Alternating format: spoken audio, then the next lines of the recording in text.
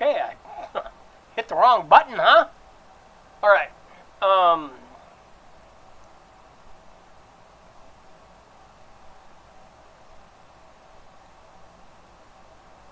right. Now I've got it going on.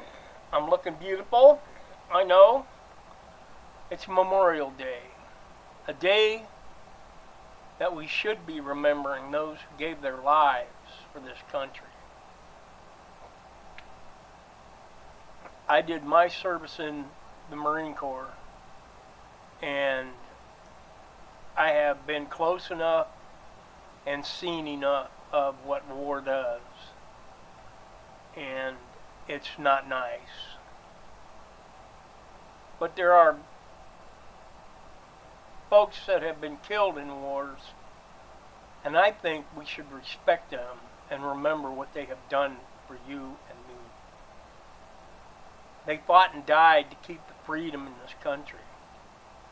If we didn't have the freedoms that we have in this country, there would be no transgender, there would be no gay, lesbian, and all the rest of that.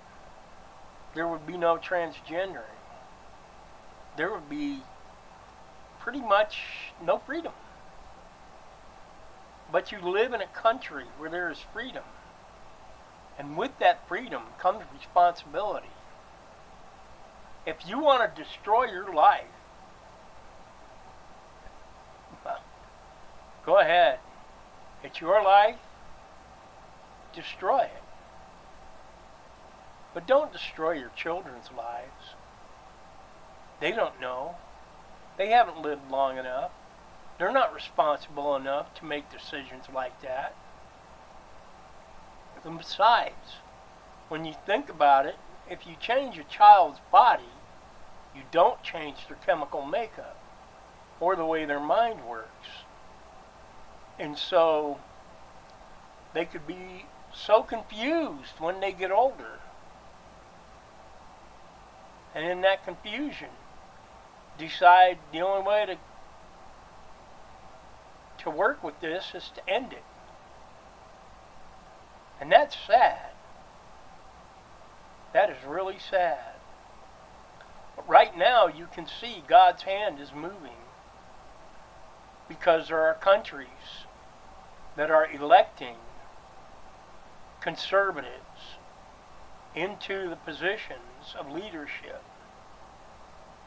And this country is opening their eyes to the evil that the Democrats have brought to this country. And they're trying to rule this country like dictators. But you see, God is the creator, and He is the one that controls everything. So there is a reason that things are happening the way they are. One, so that we can see how evil man can get. And two, it shows us that God doesn't hate us. But in order for us to live a good, joyful, loving life, we have got to see what it looks like in the opposite direction. Hateful, violent, vengeful. We don't need that. We need love, peace, and joy. And so God is allowing to happen what is happening. And it's working. Of course it is. It's God that's doing it, and He knows all. He can move people to do what people need to do. I know people don't like to read the Bible. A lot of people just go to church on Sunday, and that's, well, okay. Excuse me. I'm good with that. I'm a good person, and I'll make it to heaven, and all that. No, you won't. Because the greatest sacrifice ever made was a sacrifice of a man that never did anything wrong. But He died for us to take our wrongs, our sin, and destroy it. Get rid of it. I no longer have sin, because it's written. There is therefore now no condemnation for those who are in Christ Jesus. I am in Christ Jesus. I have sought forgiveness. I have repented of my sin. And I live in peace, joy, and above all, love.